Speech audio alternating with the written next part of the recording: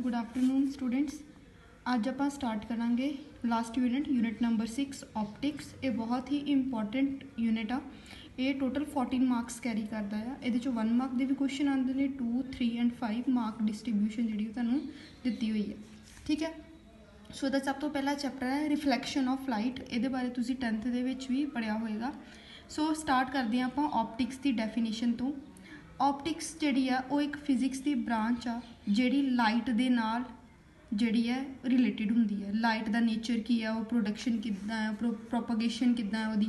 ठीक है, और जो लाइट किसी मैटर के नाल इंटरैक्ट करती है तो किद्दां करती है, मतलब सारा कुछ लाइट के बारे आपां जिहड़ा आ ऑप्टिक्स दे विच पढ़दे हैं। 2 क्लासिस हुंदियां ने ऑप्टिक्स दियां, ray optics and wave optics.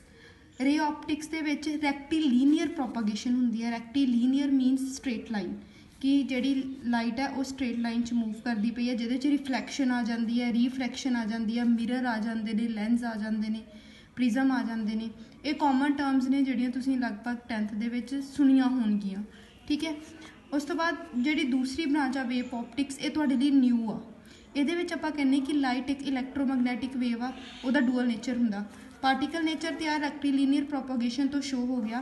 ਜਿਹੜਾ ਉਹਦਾ वेव नेचर आ ਉਹਦੇ 'ਚ ਆਪਾਂ डिस्कस करांगे interference of light, diffraction of light and polarisation of light. ये मैं ਤੁਹਾਨੂੰ 5th यूनिट ਦੇ ਵਿੱਚ ਸੀਗਾ ਉਹ थोड़ा ਜਿਹਾ ਜਿਹੜਾ ਸੀ ਐਕਸਪਲੇਨ ਕੀਤਾ ਸੀ ਪ੍ਰੋਪਰਟੀਜ਼ ਆਫ EM वेव्स ਦੇ ਵਿੱਚ ਕੀ ਇਹ ਚੀਜ਼ਾਂ ਕੀ ਹੁੰਦੀਆਂ ਨੇ। ऑप्टिक्स ਦੇ ਵਿੱਚ ਆਪਾਂ ਇਹਨਾਂ ਨੂੰ डिटेल 'ਚ ਪੜਾਂਗੇ।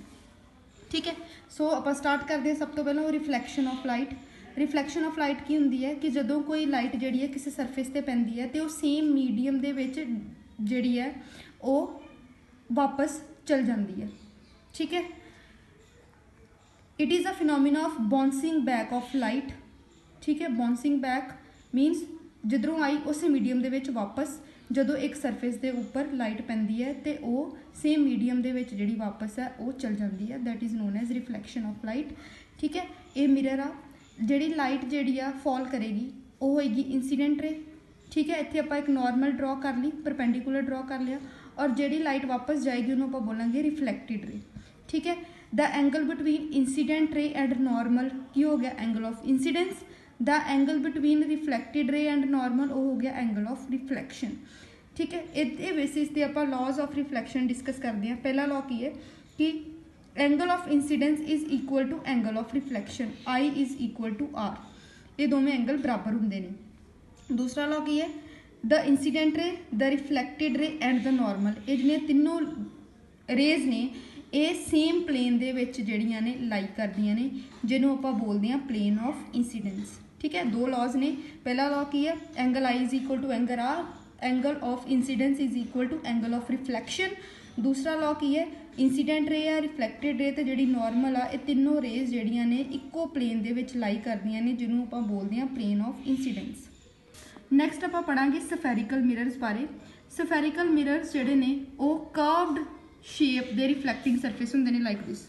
ये कर्वड शेप है ना, इदां आ वाली कर्वड शेप। ठीक है, जिद्दां कि मान लो किसी हॉलो सफीयर तो कोई ग्लास का हॉलो सफीयर आ उहदे तो उन्होंने कट्टिया होवे। ठीक है, ये कर्वड हुंदे ने। ये 2 तरह के हो सकते हैं, डिपेंड करता कि आप उहदे किहड़ा पासा जिहड़ा आ वो पेंट करते हैं, अंदर वाला या बाहर वाला। ठीक है, 2 तरह के हो गए बेसिस ते कनकेव मिरर ते कन्वैक्स मिरर। ठीक है, कनकेव मिरर वो वाला हुंदा जिहदा बाहरला पासा जिहड़ा आ पेंट हुंदा है ते अंदर वाला पासे ते रिफ्लैक्शन हुंदी है। ठीक है, इनर पार्ट ते रिफ्लैक्शन होएगी तो बाहर वाला पार्ट जिहड़ा है वो सिल्वर पेंट होएगा। ठीक है, कन्वैक्स मिरर वो वाला हुंदा है जिहदा अंदर वाला पार्ट पेंट हुंदा है सिल्वर, तो जिहड़ा बाहर वाला पासा आ वो रिफ्लैक्टिंग सरफेस हुंदा है, इत्थे लाइट रिफ्लैक्ट हुंदी है। ठीक है, दिस इज़ द डिफरेंस। जिहड़ा आउटर साइड तो पेंट हुंदा है दैट इज़ कनकेव मिरर, जिहड़ा इनर साइड तो पेंट हुंदा that is convex mirror.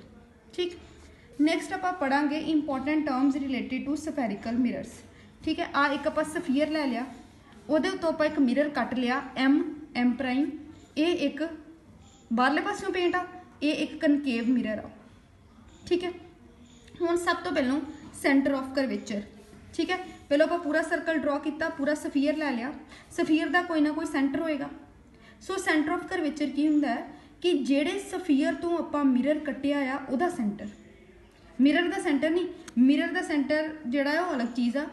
Centre of curvature की है, ओ वाले सफीयर का सेंटर ਜਿਹਦੇ ਤੋਂ ਆਪਾਂ ਮਿਰਰ ਕੱਟਿਆ ਹੈ, ਮਤਲਬ ਜਿਹਦਾ ਇੱਕ ਮਿਰਰ ਪਾਰਟ ਸੀਗਾ, ਉਹਨੂੰ ਆਪਾਂ ਬੋਲਦੇ ਹਾਂ centre of curvature and it is denoted by C।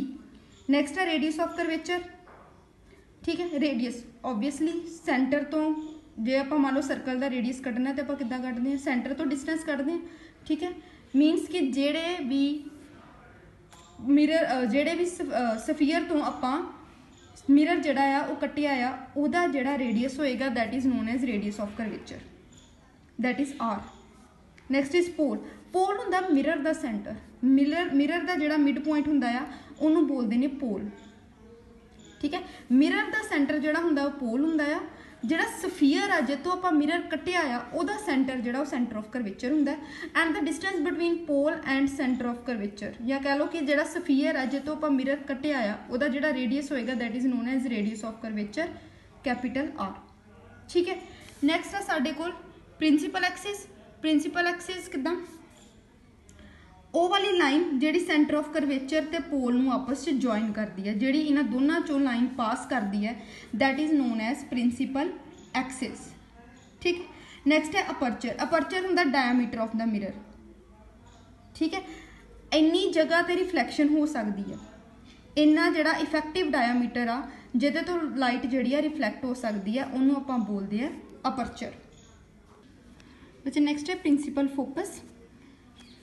Principal focus जोड़ा होंगे एक पॉइंट होंगे प्रिंसीपल एक्सिस से, जदों भी जड़ियाँ रेज ने वो प्रिंसीपल एक्सिस के पैरलर आंदियां ने ते वो जां ते मीट कर जांदियां ने एक पॉइंट ते आके, जां फिर सानू लगता है कि वो एक पॉइंट ते मीट करदियां पईयां ने आफ्टर रिफ्लैक्शन। दो मिरर है ना, दोनों का केस अलग अलग होएगा कि ये वाला एक पॉइंट होंगे प्रिंसीपल फोकस एक प्रिंसीपल एक्सिस ते, जिहदे उत्ते सानू लगता है कि ਜਿਹੜੀਆਂ लाइट रेज ने वो मीट करदियां पईयां ने आफ्टर रिफ्लैक्शन। ठीक है, और ये फोकस ते तां ही मीट करनगियां अगर वो प्रिंसीपल एक्सिस दे पैरलर आ रही ने ते। ठीक है, उन्होंने आप कैपिटल F नाल डिनोट करते हैं।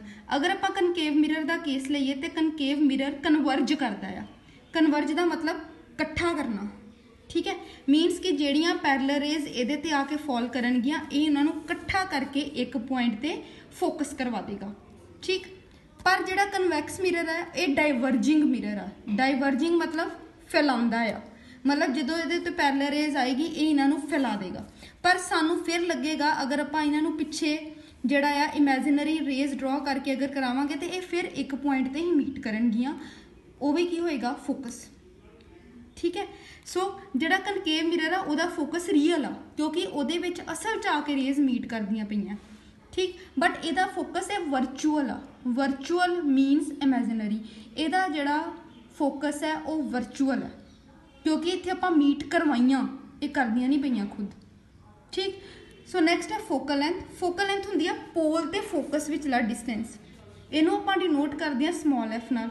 फोकस नूं कैपिटल F नाल करना है, फोकल लेंथ नूं स्मॉल f दे नाल करना है डिनोट। ठीक है, the distance between pole and focus is known as focal length of the mirror. इहदी फोकल लेंथ रियल हुंदी है, इहदी फोकल लेंथ वर्चुअल हुंदी है। ठीक है, नैक्सट आएगा रियल एंड वर्चुअल इमेजिस। जदों मान लो एक पॉइंट तो रेज निकलियां ते रिफ्लैक्शन करन तो बाद दूसरे पॉइंट ते आके मीट कर गईयां। ठीक है, और फिर जो दूसरा पॉइंट होंगे उन्होंने बोलते हैं इमेज ऑफ फस्ट पॉइंट। एक पॉइंट तो निकलियां रिफ्लैक्शन होने तो बाद दूजे पॉइंट ते आके मीट कर गई। ठीक है, जो दूजा पॉइंट होंगे वो पहले पॉइंट की इमेज होंगे। अगर रेज जड़ियाँ ने रिफ्लैक्शन करन तो बाद सच्ची आके मीट करदियां ने किसी पॉइंट ते, तो फिर जी इमेज बनती है उन्होंने रियल इमेज बोलते हैं। जिदा पिछे मैं रियल फोकस की गल की सीगी। अगर रियली कन्वर्ज हो के जड़ियाँ ने रेज मिल के इमेज बनादियां ने फिर वो वाली इमेज रियल हुंदी है।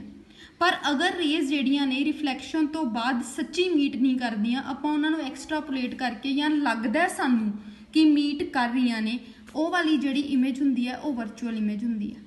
जिथे रेज खुद आके मीट करन दैट इज़ रियल थिंग, और जिथे रेज नूं मीट करवाया जाए वर्चुअली वो हुंदी है वर्चुअल इमेज। ठीक है, रियल इमेज नूं आपां स्क्रीन ते बना सकते हैं बट वर्चुअल इमेज नूं स्क्रीन ते नहीं बनाया जा सकता। इहदी एग्जाम्पल नाल तुहानूं बिल्कुल क्लीयर हो जाएगा। टीवी देखते हो, मूवीज़ देखते हो, उहदे च उत्थे एक्टर्स हुंदे नहीं है, बट तुहानूं उत्थे दिखाई दिंदे आ क्योंकि वो रियल इमेजिस ने, वो इमेजिस बनाईयां होईयां ने, मतलब उत्थे ते स्क्रीन ते ऑबटेन कीतियां होईयां ने, दे आर रियल इमेजिस। ਜਿਹੜੀ ਵਰਚੁਅਲ ਇਮੇਜ ਆ ਉਹਦੀ ਐਗਜ਼ਾਮਪਲ ਹੈ ਤੁਸੀਂ ਜਦੋਂ ਮਿਰਰ ਦੇ ਸਾਹਮਣੇ ਖੜੇ ਹੁੰਦੇ ਹੋ, ਜਿੰਨੀ ਦੇਰ ਤੱਕ ਤੁਸੀਂ ਮਿਰਰ ਦੇ ਸਾਹਮਣੇ ਖੜੇ ਰਹੋਗੇ ਉਨੀ ਦੇਰ ਤੱਕ ਤੁਹਾਨੂੰ ਉੱਥੇ ਦਿਖਾਈ ਦਿਓਗੇ। ਜਦੋਂ ਤੁਸੀਂ ਮਿਰਰ ਦੇ ਅੱਗੋਂ ਹਟ ਗਏ ਉਦੋਂ ਤੁਸੀਂ ਉੱਥੇ ਦਿਖਣਾ ਬੰਦ ਹੋ ਜਾਏਗਾ, ਦੈਟ ਇਜ਼ ਵਰਚੁਅਲ ਇਮੇਜ। ਠੀਕ ਹੈ, ਰੀਅਲ ਇਮੇਜ ਸਕਰੀਨ ਤੇ ਓਬਟੇਨ ਹੋ ਜਾਂਦੀਆਂ ਨੇ ਜਿੱਦਾਂ ਕਿ ਫਿਲਮਸ ਦੇ ਵਿੱਚ ਹੁੰਦੀਆਂ ਨੇ, ਜਿਹੜੀਆਂ ਵਰਚੁਅਲ ਇਮੇਜ ਨੇ ਉਹ ਸਕਰੀਨ ਤੇ ਓਬਟੇਨ ਨਹੀਂ ਹੁੰਦੀਆਂ। ਠੀਕ ਹੈ, ਤੁਸੀਂ ਕੈਮਰੇ ਨਾਲ ਪਿਕ ਖਿੱਚਦੇ ਹੋ, ਹੁਣ ਤੁਸੀਂ ਮੈਨੂੰ ਜ਼ਰਾ ਇਹਦਾ ਆਨਸਰ ਦਿਓ ਲੈਕਚਰ ਸੁਣਨ ਤੋਂ ਬਾਅਦ ਕਿ ਉਹ ਜਿਹੜੀ ਆਪਾਂ ਪਿਕ ਖਿੱਚਦੇ ਹਾਂ ਉਹ ਰੀਅਲ ਪਿਕ ਹੈ ਕਿ ਵਰਚੁਅਲ ਪਿਕ ਹੈ। ਠੀਕ ਹੈ, ਜਿਹੜੀ ਪਿਕ ਸਕਰੀਨ ਤੇ ਓਬਟੇਨ ਕੀਤੀ ਜਾ ਸਕਦੀ ਹੈ ਉਹ ਰੀਅਲ ਹੁੰਦੀ ਹੈ, ਜਿੱਦਾਂ ਟੀਵੀ ਸੀਰੀਅਲਸ ਵਗੈਰਾ ਦੇ ਵਿੱਚ ਐਕਟਰਸ ਹੁੰਦੇ ਨੇ। ਠੀਕ, ਤੇ ਜਿਹੜੀ ਵਰਚੁਅਲ ਇਮੇਜ ਹੁੰਦੀ ਹੈ ਉਹ ਸਕਰੀਨ ਤੇ ਓਬਟੇਨ ਨਹੀਂ ਕੀਤੀ ਜਾ ਸਕਦੀ, ਜਿੱਦਾਂ ਕਿ ਅਸੀਂ ਜੇ ਮਿਰਰ ਦੇ ਸਾਹਮਣੇ ਖੜੇ ਹੋਈਏ ਆਪਾਂ ਜਿੰਨੀ ਦੇਰ ਤੱਕ ਖੜੇ ਰਵਾਂਗੇ ਉਨੀ ਦੇਰ ਤੱਕ ਜਿਹੜਾ ਆ ਉੱਥੇ ਇਮੇਜ ਦਿਖਾਈ ਦੇਗੀ। ਠੀਕ ਹੈ, ਸੋ ਇਹ ਚੀਜ਼ ਸੋਚ ਕੇ ਮੈਨੂੰ ਆਨਸਰ ਦੇਣਾ ਹੈ ਕਿ ਜਿਹੜੀ ਆਪਾਂ ਫੋਨ ਦੇ ਵਿੱਚ ਪਿਕ ਕਲਿੱਕ ਕਰਦੇ ਹਾਂ ਉਹ ਰੀਅਲ ਇਮੇਜ ਆ ਕਿ ਉਹ ਵਰਚੁਅਲ ਇਮੇਜ ਆ।